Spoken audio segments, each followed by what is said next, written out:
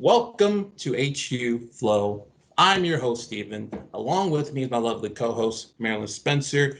And today, you're probably wondering, well, what is HU Flow?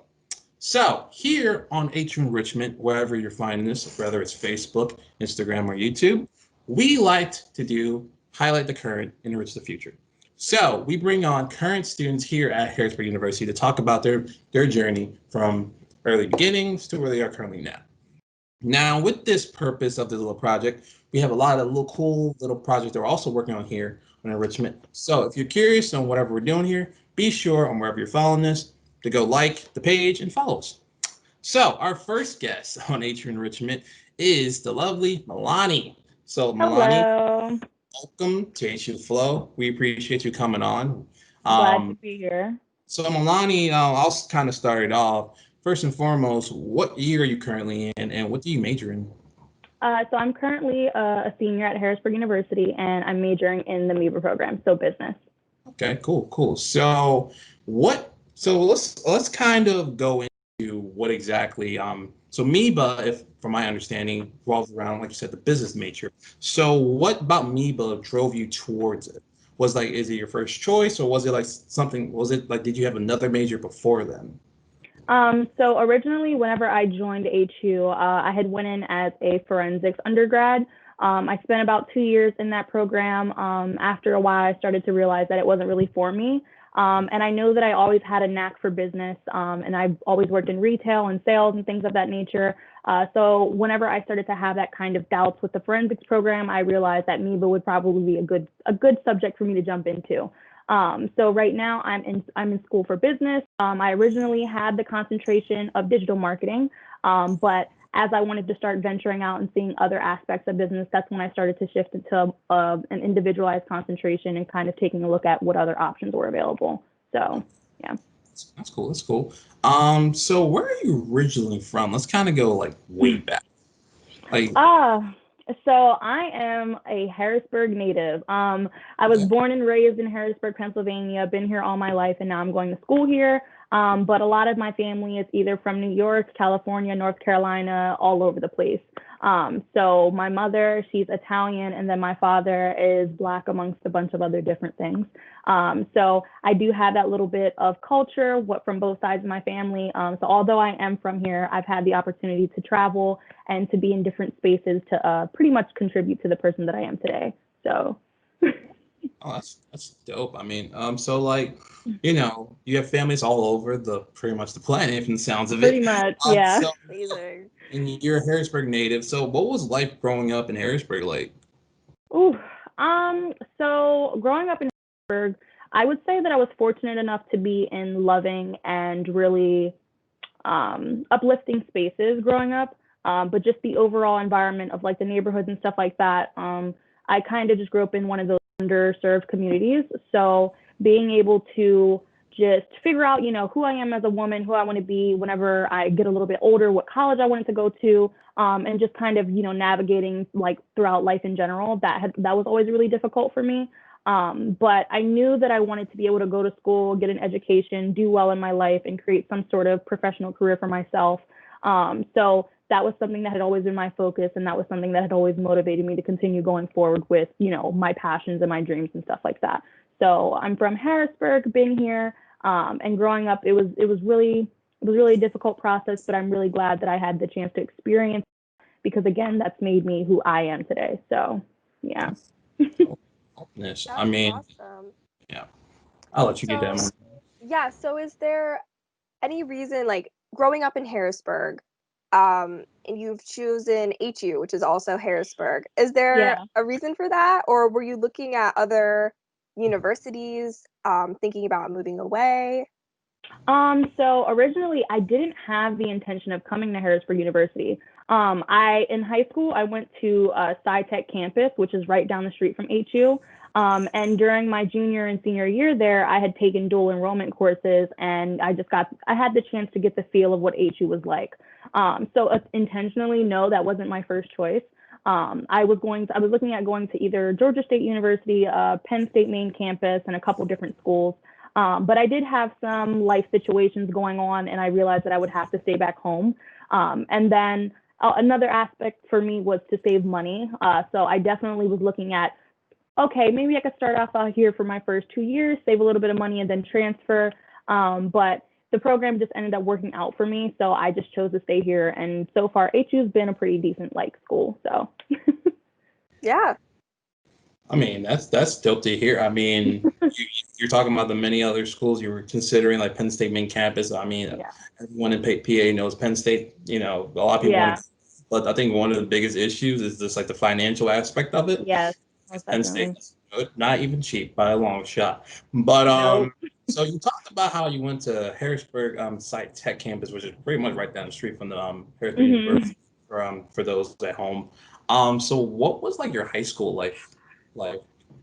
High school, honestly, I think I was at that point in my life, I was the best version of myself. I was really involved in the community. I was really involved with school, everything in general. I was the executive officer in my NJROTC class. I had the chance to attend Leadership Academy for 2 weeks, and I was chosen to be one of the 2 students out of 200 plus people. I was the president of a Latino youth group in Harrisburg, where we helped to develop an app that assisted in defeating the need for hunger in Pennsylvania. I was part of so many different programs, presidents of all these different kinds of things.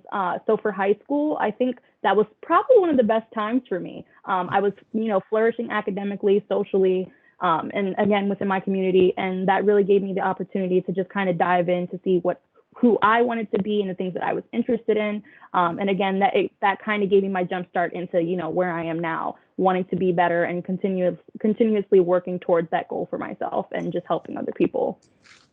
Okay, that's dope. That's awesome. Yeah. So continuing that, from your shift to high school to college, did you see yourself carrying that momentum with you? Did you find yourself getting really involved in college activities, or maybe taking a step back, soaking it all in? So for me, I really expected to kind of have that flow transition into college, and that didn't happen at all. I actually had ended up falling into the complete opposite path. Not anything bad, but kind of just being really reserved, because I was still kind of unsure of the culture of school, and I just kind of wanted to get a feel for who the people were, who the faculty were, the environment, the learning styles, all those different things. So for the first 2 years, I was really to myself, and I didn't really talk to anyone as much. But as I started to, gain friends and things like that and become more involved with the faculty and, gaining those relationships with them, that's when I started to become a little bit more involved within the stuff that goes on in the school. And then that's how, I ended up attaining the position of co-VP for the NAACP in the Harrisburg University section. And then also helping to lead and, organize events for this new modeling group called FACE, which my friend Deja is the president of. So the transition was really hard for me because, again, whenever you go to school or whenever you go to a university, you're an adult. That's the first step into adulthood. You have that freedom, you have that independence, and you really have to know how to manage that and just go full force with it. So it's definitely a process that can be hard to transition into, but it's worth it, and you'll be fine in the end. So yeah, those are great words to hear, especially for many aspiring college students. Yeah, I think that's one of it's a process. Yes, it's definitely a process. It is. And I really love that you were really able to break down your process for a lot of the transition, especially between high school to college life. I think a lot of people think, oh, it's a breeze, but honestly, it's different where you're going. I mean, for a lot of us, it can be very challenging times. Now, we talked about your transition because you went from someone who was very involved in high school to now you're in college, and it took you a while to get back into that flow of things. Yeah. So let's talk about your experience at Harrisburg University a little bit. So the kind of let's focus on one aspect, because you said it was like a slow start to the point where you're at. So because you said you're trying to get a feel of everything and all that stuff. So let's talk about that. So what exactly were you looking for in a college? And did you think Harrisburg University kind of brought that to you, or kind of, not really? What was it in your opinion? So there's pros and cons to everything, right? One of the pros with going to Harrisburg University is that it's a very small school. So you have access to a lot of the faculty, and everyone's just kind of like right there. You can go see whomever and walk in their office, X, Y, and Z. But I think one of the cons, that was also one of the cons as well, just simply because it's really easy to get into unnecessary situations like with students and things like that. So when it came to that experience of trying to get to know people, trying to gain those relationships with certain students and even just joining certain clubs was a little bit uncomfortable because, that whole kind of clique thing and, whatever. But I think that's just with anywhere that you go to. And then when it comes to faculty, it took me a really long time to transition into wanting to be more involved because I had a hard time figuring out who was responsible for what. Okay, like who do I talk to? Who's my advisor?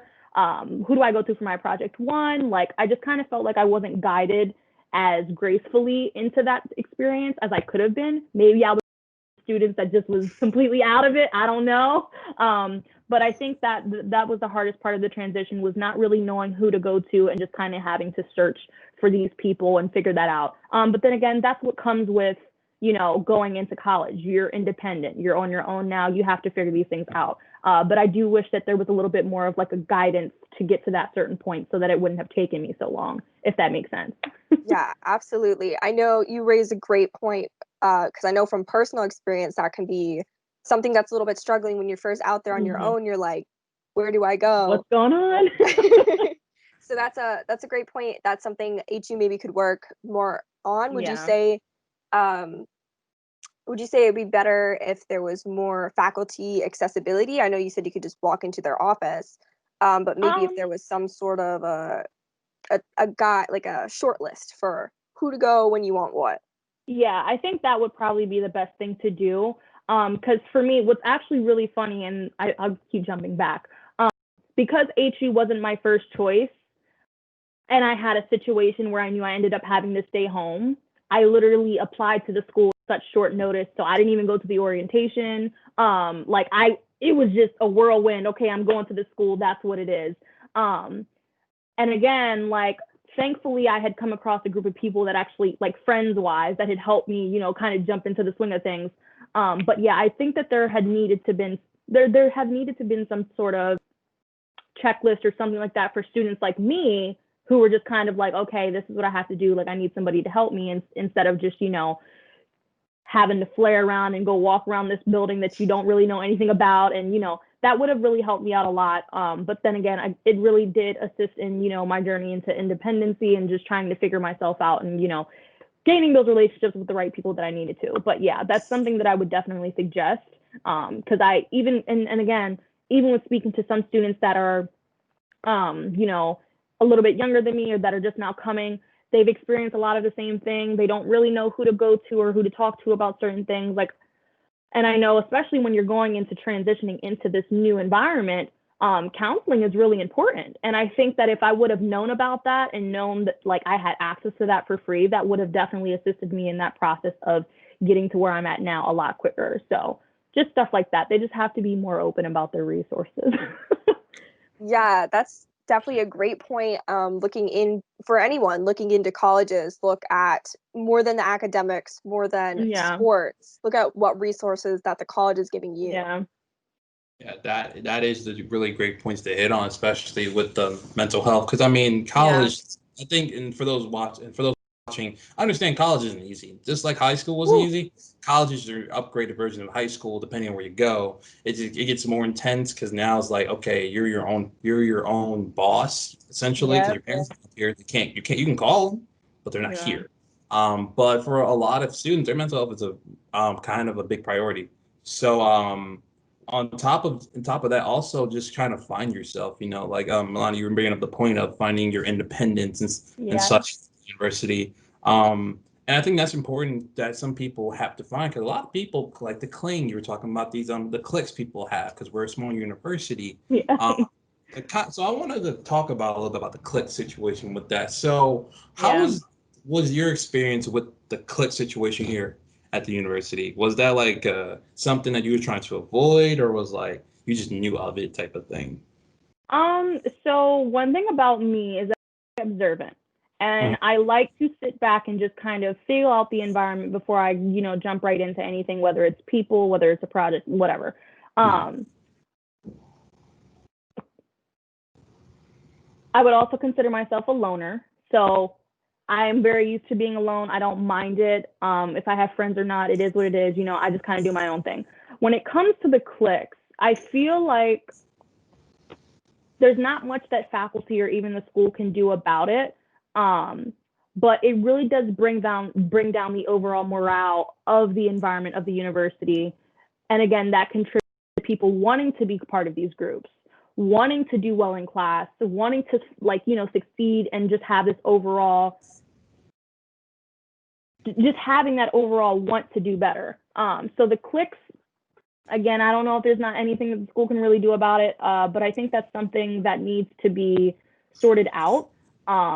And I think that if the school starts to become a little bit more involved with kind of like what's going on, with the relationships between like RAs and even people that are living in dorms and stuff like that, and just kind of really honing in on like the common dramas and things that people have whenever they're, dealing with one another within these different groups of friends, I think that can change the overall morale of the school, which would make it a lot more pleasurable to want to come in. Because I know that was, I've always heard of a lot of different kinds of drama, and that just kind of made me kind of want to set myself back and just be like, okay, I don't know if I should be part of this because I don't want anything, so that's my experience with that. I mean, that's a very good point you're hitting on. I mean, I think, and it's very important to understand that I think a lot of high schoolers, especially those who are transitioning, think that in terms of high school drama, yeah, you leave that alone if the people from your high school is not coming to your university, of course. But like drama doesn't just fade away; it's always everywhere. everywhere. So understand, you can get yourself in college drama if you see it. Sometimes it's one of the I didn't even know I was in it because you're just friends with the person. Yep. Yeah, I've had that happen so many times. Exactly. Yeah. So I don't know if you've heard the same thing, but especially just like coming to college, especially like your freshman, sophomore year, oftentimes it can feel like you're still in high school with all the drama because a lot of people don't adjust at the same rate. I adjusted pretty quickly. It seems you adjusted pretty quickly to that sort of like, okay, I'm an adult now sort of situation. So that's a great thing to look out for. I know many of my professors say, your friends can make or break you sometimes in these situations. And that's no pressure really, but who you meet. But it's great to be observant, like you said, and to take a step back and be like, all right, do I want to be associated with these people because we get along or they have drama, whatever. So that's a great point to look out for as well. I love that you said that. Yeah, so we've been talking a lot about your experience at HU, but let's also talk about, because we want to acknowledge, like, essentially what is, at the end of the day, once you graduate this university, what is the goal for you in terms of what you want to do in a career?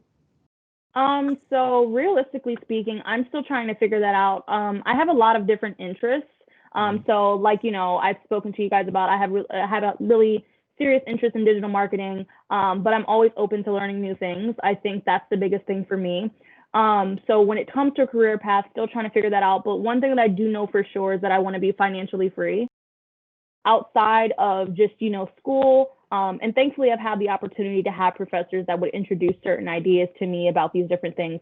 I've gotten really into investing and just overall, becoming financially intelligent and reading books about things regarding financial intelligence and stuff like that. I know I just know for a fact that I need to be financially free, but as opposed to what I want to do immediately after school, I'm still trying to figure that out. And that would be another thing that I would like to suggest. I'm not saying that the school doesn't do it because they do, but I think for specifically business majors, the school doesn't, like, even when we have career fairs and stuff like that, the amount of employers available specifically for MIBA majors is really hard to come across. And I think that also plays a part into why I haven't had that opportunity to really see what I'm interested in and like what's out there, especially in Harrisburg. But yeah, I don't know if that answered your question, but yeah. That kind of does, because I mean, I think a lot of students, especially for my current, if you're watching a current freshman or a high school senior, I think a lot of them think by your senior year you should have it all figured out. And to remind everyone at home. You don't. A lot of people can No. graduate with not having nothing figured out. Yeah. So understand that it's a process. You will eventually find what you want to do, and you'll find others Yeah. who do in too. So, understand that that is a process that will ever change you for the better or the worse. It depends on how you guide your path.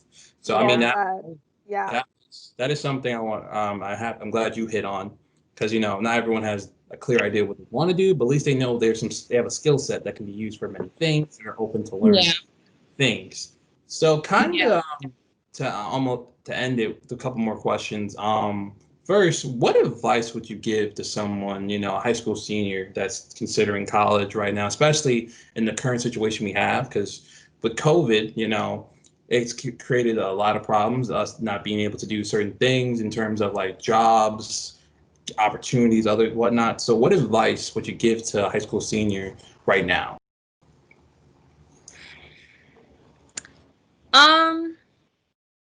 I would say don't feel pressured to go to college. And a lot of people might kill me for saying that. But personally, I realized that, like, okay, so first and foremost, I definitely appreciate the fact that I did go to HU, because being able to open my eyes to just things like business law, marketing, analytics, all those different things, it kind of, opened that door for me to look into it and do my own kind of independent research on these things and figure out what I wanted. But don't feel pressured to go to school. If you get in your first year, your second year, whatever, and, you feel like it's not for you, make sure you do have a plan and you develop some sort of skill set that you can use that will make you money. But if it's not something that you're passionate about, don't push yourself to that limit just simply because your parents are telling you that's something that you want to do, or you just think that that's the standard that you need to maintain because you're in a society that expects that of you. So that's my advice. But if it's something that you're really passionate about, and if you were like me at that point in time and you love forensics and you get into it and you're having issues or anything of that sort, just make sure that you try to build those strong relationships with your professors, because that's one thing that I do appreciate about HU, is that a lot of the faculty are there and they're open to wanting to help you and to do better for you. Again, you'll come across some that probably aren't as, helpful, whatever. That's just life. But I think the best thing is for you to go into it trying to figure out what you want. And if you don't know what you want, make sure you use the resources available to get that, so you can get to that idea, get that conclusion. Because you don't want to waste time. You definitely don't want to waste money like I did. And you just want to make sure you constantly focus on that clear-cut path of where you want to go. Because again, it's your life. You only have one of them, and time is of the essence. So do what you can, use as much resources, and just create a skill set for yourself of something that you can use to your benefit, so that you can make money while you're in school, or even if your degree doesn't work for you, you just have something to fall back on, so that you're able to like protect yourself and just be where you need to be. So that's my advice to some of the high school seniors. I mean, that's some real honest advice, and I think they would appreciate that coming from you. Yeah. And I mean, I think I'll ask one more, and then I'll allow Marilyn to have the final one. So to kind of jump back a little bit more, I like jumping around because we learned a lot of cool things about yourself today. You're and more in a sense with the mental health thing. Mhm. Um, how has your mental health been affected during the course of your college years? You feel like you've had like a very good job of managing it? Has there been moments when it's like not the greatest? And if so, how did you go about, managing your mental health if you had situations like that? Honestly, do not go into college thinking that everything's going to be all peaches and cream.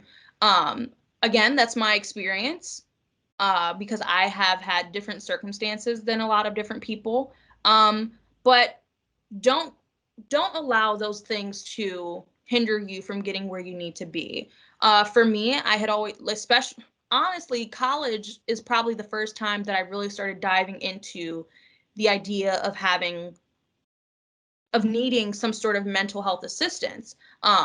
Because again, the transition is a really difficult one, and you just have to, you kind of are diving into this place where you're independent, and you have to try to figure out who you are and these different kinds of things and what you want to do. You feel pressured, but when it comes to mental health, um, I really appreciate the school giving us that opportunity to have out a lot. But that has kind of just, I've had very highs and lows. And I mean, that's normal. Like, you're going to be stressed for the next few months if your midterms are coming up, or if you know you have a really important assignment. Even with, this whole COVID thing, I think that's honestly taken the biggest toll on me, because I actually like being in school. I like being able to talk to my professors. I like being able to see my friends. I like being able to pop in their office and sit on the 10th floor and do some homework. I think it's just all about trying to create that mental strength for yourself and just being able to adjust, because that's what life is going to be like anyways. Everything's going to always throw you curveballs. You're always going to be put in a rut. You just have to be willing to go from one thing to the next and keep it pushing. But definitely never neglect your mental health. If something is genuinely bothering you, or if something is too much for you, it's okay to take a step back. It's okay to go ask for help. It's okay to go talk to a friend. And it's okay to say no. So, that's just one thing that I've learned, because I've always had this tendency of wanting to, be that girl doing 50 million things and, having all these different, roles and activities and leadership positions. And sometimes it's just a little bit too much. So I think, again, you only want to focus on you and protect your peace, and,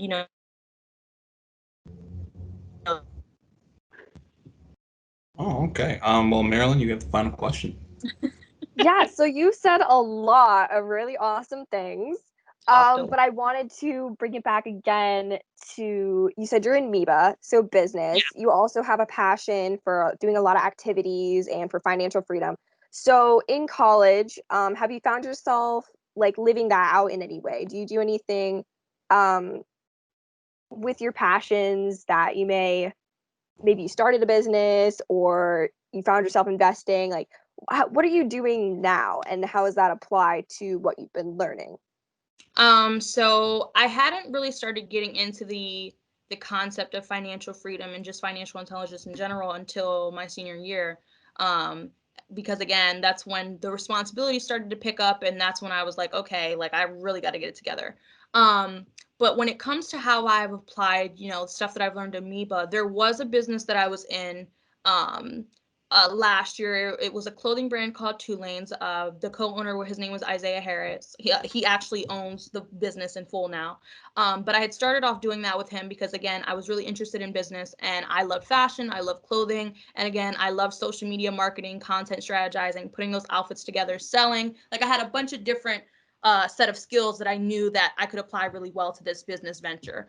So that was really fun. Had a great opportunity, had fun with that. We just ended up splitting because a lot of what I wanted for like the clothing and stuff like that we just didn't have the same vision. So I was like, hey, you take this over, you do your thing. But that was really an amazing learning experience, because again, I was able to apply the things that I learned in business about marketing and social media and stuff like that, and really use that to, assist the business in its growth. And as of right now, I've actually been, in terms of like my own specific financial intelligence and growth and stuff like that, I've been reading a lot of different books. One book that I'm really interested in right now, his name, I butcher his last name. He's the author of Rich Dad, Poor Dad, but he has a book called The Cash Flow Quadrants. And that essentially just educates you on two different spectrums of two different kinds of people within the world, and why the 1% of the rich people, they stay rich and they get more rich as time goes on. And then we have the middle class, and obviously the lower class part of America where, they're still struggling financially. So with that, I've just been kind of learning the difference between active income and passive income, and why it's important to have more than one stream of income. So honestly, I've been looking for a bunch of different ways to try to make money. I think I've come across one that would be really beneficial for me, and it's just something that I can do on the side. It's in real estate. But I've been really getting into real estate investing, and just investing in like a Roth IRA account, and just finding different ways to make my money grow. So it's a lot. But I attribute that to a lot of just being able, a lot of that for MEBA, to being able to open my eyes up to see there's different forms of business, and you don't have to just use your degree specifically. So, yeah. Oh, Yeah, that's dope. that's an awesome way to end it out, because I think a lot of people think of business as just you're in an office, you're in a cubicle. Nope. It's so much more than that. You So can be an entrepreneur. You can, again, it's all about creating those multiple streams of passive income. And again, having that opportunity to be part of the MEBA program opened my eyes to, letting me know, like, I don't have to be in an office working a 9 to 5. If that's what you want to do, all respect. Some people flourish well like that, but there's definitely other ways to make money, and the opportunities are endless. So Yeah. Well, thank you for those final, like, really encouraging words. You've said a lot of amazing things, and we've enjoyed getting to know you today, as well as your journey through HU. thank you so much. Yeah, thank you for coming on. And for those watching who made it to this end of the video, thank you for watching. We appreciate it. And as always, if you enjoy the content you're seeing, be sure to like and follow us on any platform you're seeing this. As I say again, my name's Steven, that is Marilyn, and that's our lovely guest, Mai-Lani. We thank you for watching. We'll see you guys next time.